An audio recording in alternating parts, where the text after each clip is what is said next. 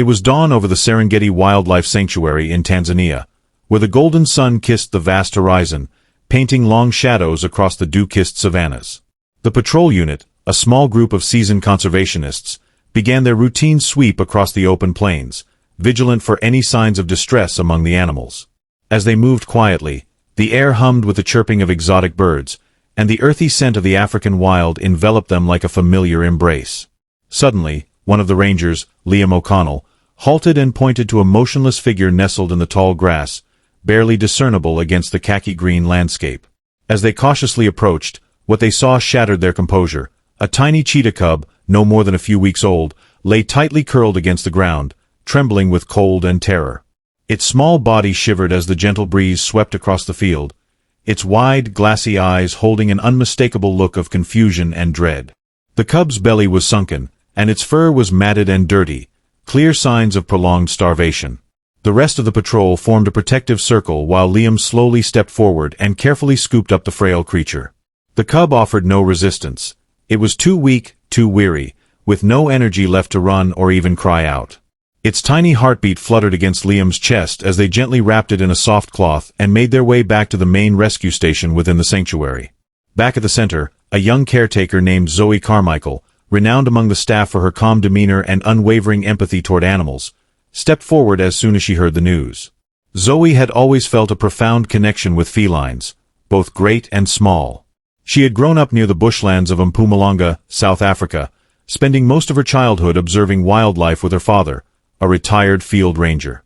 She had been working at Serengeti for over 2 years now, rescuing countless animals, but something about this cheetah cub stirred a deep chord within her heart.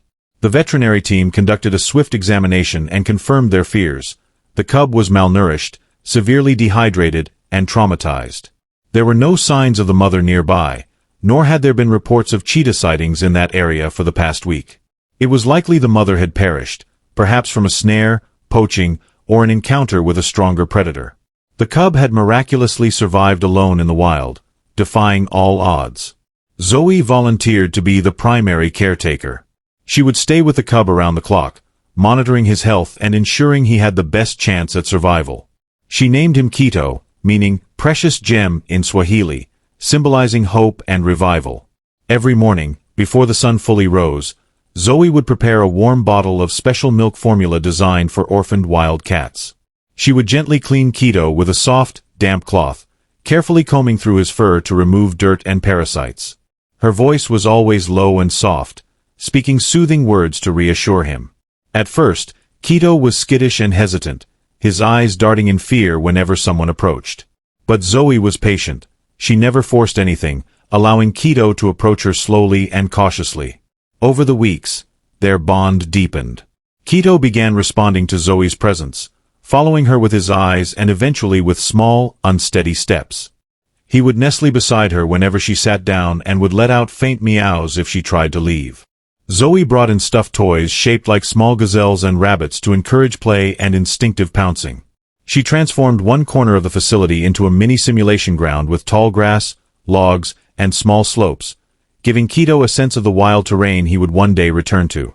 As the months passed, Kito's transformation was extraordinary. His thin frame filled out, his legs grew stronger, and his coat shone with health. Zoe designed special training sessions, gradually increasing their difficulty. She created trails where Kito could stalk moving dummies pulled by strings, mimicking prey.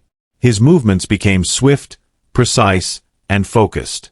His eyes, once filled with fear, now gleamed with curiosity and strength. He would leap across obstacles with power and land silently, like a shadow. Zoe was not just his nurse. She was his mentor, his first friend, and the only family he had ever known. Every evening, after feeding and training, Zoe would sit with Kito under the wide baobab tree near the edge of the reserve station, reading from books about cheetah behavior and rehabilitation.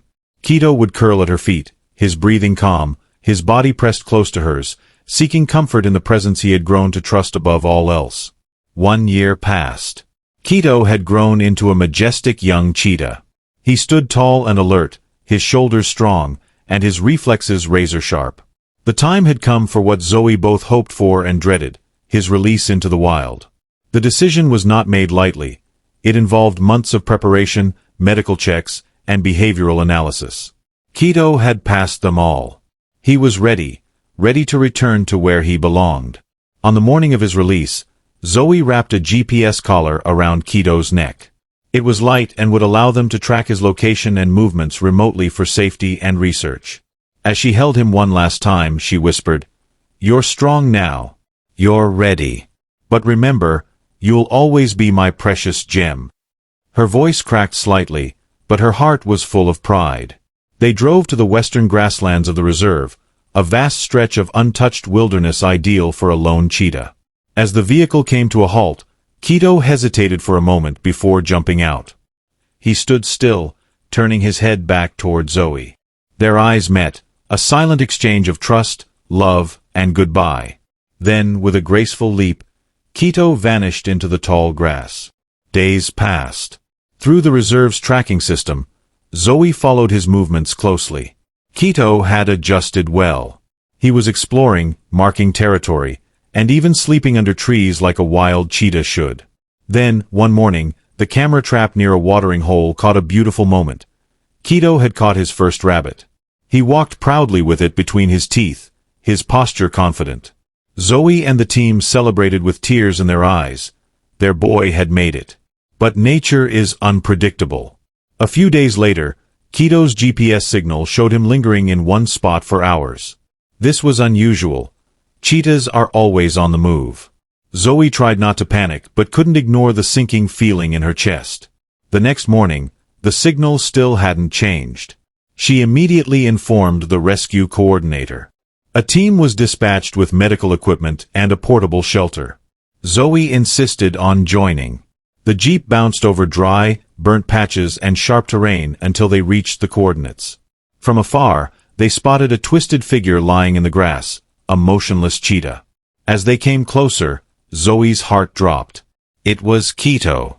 Ropes were tightly wound around his neck and legs, digging into his skin, cutting off circulation. Blood had dried around the wounds, and Kito's body was trembling with pain. He had likely wandered into an area where local herders often left long ropes for makeshift barriers. Curious as always, Kito had played with one, and it had turned into a deadly trap. Zoe sprinted out of the car, her breath shallow, calling his name softly. Kito stirred faintly, his ears twitching at the familiar sound. He didn't have the energy to rise or cry, just a weak groan of recognition. Tears filled Zoe's eyes as she knelt beside him. "I'm here. It's okay. We're going to fix this," she whispered, placing her hand gently on his head. The rescue team moved quickly. Specialized scissors were used to cut the thick rope without causing more injury. Every second felt like an hour. The ropes had buried deep into the flesh, and Kito's breathing was labored. Zoe held his head close, whispering reassurances. After nearly an hour, the ropes were removed, and they gently placed him on a medical stretcher. His wounds were cleaned with antiseptics, and bandages were wrapped around the deepest cuts. His body was cold. They had to act fast. Zoe administered a mild stimulant after monitoring his heart rate and pulse. Moments later, Kito stirred, his eyes fluttering open, dull but aware. Zoe opened a small box of raw meat and placed it nearby. He sniffed it, licked it once, then looked up at Zoe. He wasn't hungry, he just wanted her near. The entire team stood still in that moment. Everyone realized that wild animals too could form deep emotional bonds, not just for survival, but for comfort, for connection. Zoe leaned forward, her forehead gently touching Kito's. She smiled through tears as a soft breeze passed over them, carrying with it the scent of dust, grass, and healing. Kito rose, unsteady at first, but then took a few strong steps. He looked around, alert again.